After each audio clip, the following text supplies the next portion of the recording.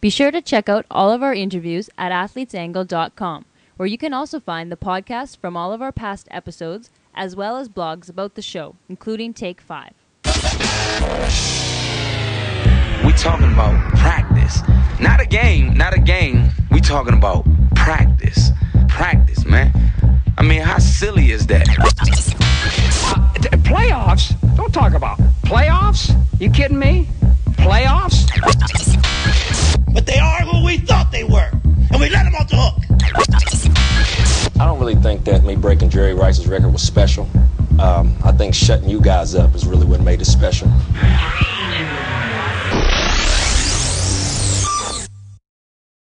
Well, welcome back to Athletes Angle with Ryan Card here on 101.5. And today we have a special guest. Joining us on the phone is George Daniel. He is the National Lacrosse League Commissioner. First off, Commissioner, thanks for joining us today. Well, thanks for having me. For many Canadians, I think our first encounter with professional lacrosse was watching the Toronto Rock in the early 90s or early 2000s. But professional lacrosse has been around since the 80s. For our listeners who maybe aren't so familiar with the NLL, could you please fill us in on what the league's been up to the last 10 years or so? Well, it's actually you're right, it's actually our 25th season this season.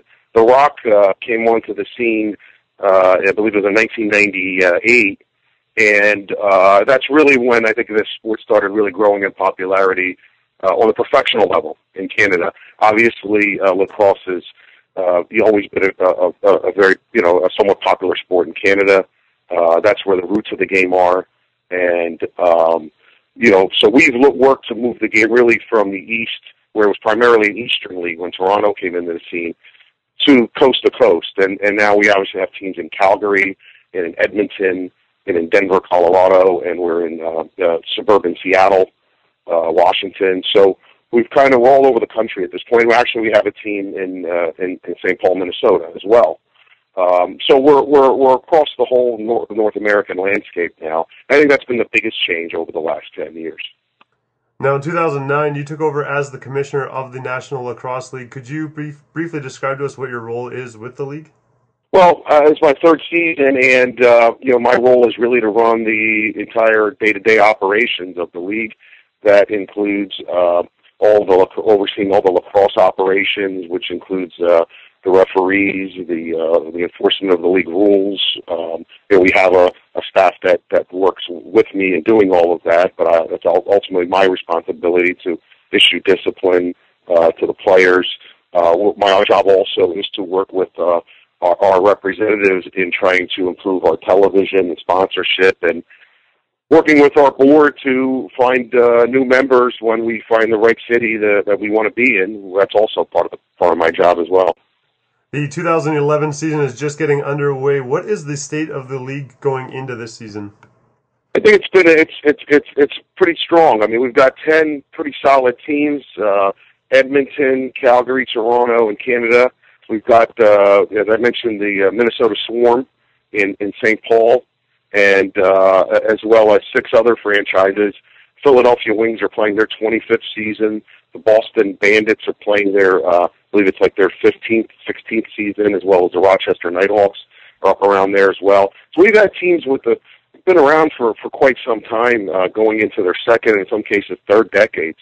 So I think we're fairly stable. Colorado is about their 8th or 9th year, and they draw tremendous crowds at the Pepsi Center.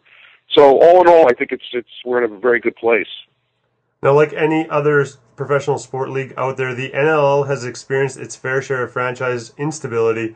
There's been a lot of expansion over the years, but there's also been periods of contraction, team relocation, and teams suspending operations for a season or two. I can only imagine the amount of work it must take to grow a league. Overall, do you feel like you're winning more battles than you guys are losing? Well, you know what? Sometimes you got to break a few eggs to make an omelet. And I think in some cases we probably have gotten to some cities too quickly. We probably went to the West Coast of the United States, like in places like California, when the sport was growing. We probably got there a little quicker than we were ready for. Also, and sometimes we're just a victim of not aligning ourselves with the right ownership group. We went to Phoenix, and the team was owned by the Phoenix Coyotes. And although the lacrosse team was performing, we thought in a pretty good way, and their fan base growing, the Coyotes shut the team down because obviously they were having bigger problems. And so, sometimes it's just not. We've had some unfortunate breaks and being in the wrong place at the wrong time. But as I said, we've got a core of stable franchises, and our mission now is to make sure we pick and choose places that are better, that give us a better chance of succeeding. I believe that is in going back to cities, focusing on our potential Canadian cities for expansion, as well as focusing on cities in the northern tier of the United States, the Northeast, the Great Lakes region, and places like that. So with no expansion for this season, when is the league looking to expand into a few more franchises like you were mentioning in Canada and across the States? We don't have a definite timetable. Our approach now is simply to wait and make sure we get the right franchise and the right ownership group in the right city. That's our approach at this point. We're not putting a timetable out there saying we want to grow by 2 teams or 4 teams, because when you do that, you box yourself into a situation, sometimes having to take going to a city or admit an owner that maybe you don't want to take. And so we want to pick and choose our spots from going forward. We are joined today on the phone by George Daniel, the National Lacrosse League Commissioner, talking about the state of the league. So, Commish, is Winnipeg on the National Lacrosse League's radar as a place or destination for possible expansion some point in the future? I definitely think so. I've been to Winnipeg. I've toured the arena. Yeah, and I think it would be a great city for the NLL. Obviously, I think there'd be great rivalries with Toronto, with Edmonton, with Calgary, as well as with our Minnesota team. And I think it's a natural fit. I've been there. I've had conversations with Sam Cates, and who I know for many years, and I think it would be a great fit for our league. And I think all major Canadian cities like Vancouver, especially, and Montreal would also be good fits for us as well.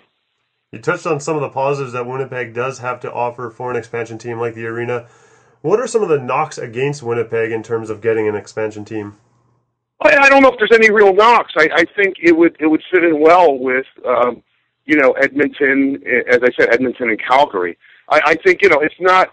I would say it's probably not. Probably the number one market we want to be into is probably Vancouver, only because box lacrosse is played there at a participant level, a very high level, and so there's just simply more box lacrosse participants and enthusiasts in Vancouver.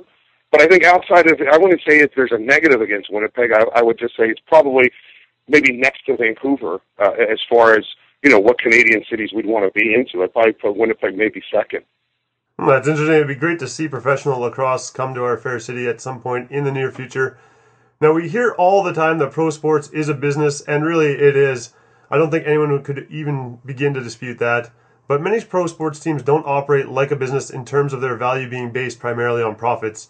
For example, the NHL during the 90s, I mean, you take a look at many of those teams were not generating huge profits, but the values of the franchises seem to be doubling and tripling very quickly and rapidly throughout the whole 90s. And that seemed to keep a lot of the owners happy. The valuation of NLL franchises has increased significantly over the last decade or so. What's the end result these owners are typically looking for, revenues or valuation? I think for us it's revenues. I think for us it's revenues. I think for all pro sports teams there's been somewhat of a market correction on all levels, even in the NHL. Where I think you're right. People were for a long time riding the equity, so to speak. But I think there's been a leveling off with the recent, challenges in the economy over the last couple of years. You've seen teams, NHL teams, NBA teams, Major League Baseball teams go into bankruptcy, and and obviously when that happens, it's very difficult to suggest that you're going to recoup your investment strictly on franchise appreciation. So I think all sports teams, including the NLL, are all focused on revenues, focused on the business operations, focused on having a good labor agreement, securing sponsorships, securing revenue streams, securing season ticket holders, and building your business on a day-to-day level. as opposed to just simply speculating on franchise equity. Now, I could be wrong, but for the NLL, it really took off for me personally. Once you guys got that national TV contract and you were a lot more visible and it was easier to follow, what kind of work or what did you guys have to do to secure that contract? Well, we've had a good relationship with Canadian television over the years. We've been on most of the years on Canadian television. We haven't been every year. There were a couple of years where we were off national television, but really since the inception of the Toronto Rock, we have been on national television in Canada for the most part through the better part of the last decade. And it's a good fit. It's a good programming fit. I think the networks like it. It generally draws respectable ratings, and it's simply a matter of us, getting out in front, planning, and talking to all the right network partners. I think all the networks, all the sports networks we've had relationships with over the years, all the major Canadian sports networks, and we continue to have discussions with them about increasing the coverage. Now, other than the NFL, which has probably not arguably, the nicest TV contract by far to fall back on when teams start struggling in terms of revenues or putting fans in the stands, it seems like gaining a market share is a lot of work, and if it's not taken care of once you have it, it's pretty easy to lose. At the front office of the league, are you guys allowed to intervene in teams' operations or take the lead on marketing campaigns if you feel there are teams out there that are making mistakes? I think intervene's the wrong word. I mean, obviously, we do consult with the teams. We do try to help them. We do try to provide best practices with them. I think most of our teams are for the most part, the current batch of owners we have, are very proficient. I think they're all exercising best practices. They're very aggressive in their marketing and their staffing and running their teams efficiently. It'd be very difficult at the league level to come into a market and think you know everything and tell someone how to run their franchise, especially if someone's been doing it for years. Now, having said that, when there is a new owner, we do educate them, we do help them, but to intervene would only be in the most extreme and dire situations. We are joined by George Daniel, the commissioner of the National Lacrosse League, today on Athletes Angle. Now, George, I don't know how familiar you are with the Canadian Football League at all, but a few years ago, the Saskatchewan Roughriders, who was symbolically one of the stronger franchises in the league, they were very close to shutting their doors because they were almost bankrupt. The Edmonton Eskimos, who is a divisional rival and one of the wealthier teams in the league, stepped in, helped support some finances to get the team stabilized. Again, pro sports is different than other businesses in the sense that teams don't look to bankrupt their competitors. I would like to think that there has to be a certain amount of cooperation amongst teams in terms of growing the sport and increasing revenues. How do you guys go about promoting this kind of cooperation amongst your franchises? Well, I mean, league revenue, we have certain revenue sharing, such as league sponsorships. Reebok's our major sponsor, and they, there's revenue sharing in that regard. And obviously we're looking to increase that. For us, it's my job to increase the revenue pie so that there's more to cut evenly. And I think that's the major thing. The teams share expenses with respect to league expenses, league marketing initiatives, league television, and that's all evenly distributed. So, and so that when there's a return on that investment, it'll be equally shared. And I think that's the best way to grow it. That's really what the NFL does and all the big leagues. And now our job is to simply create and build the awareness for the league to have a bigger pie to split up.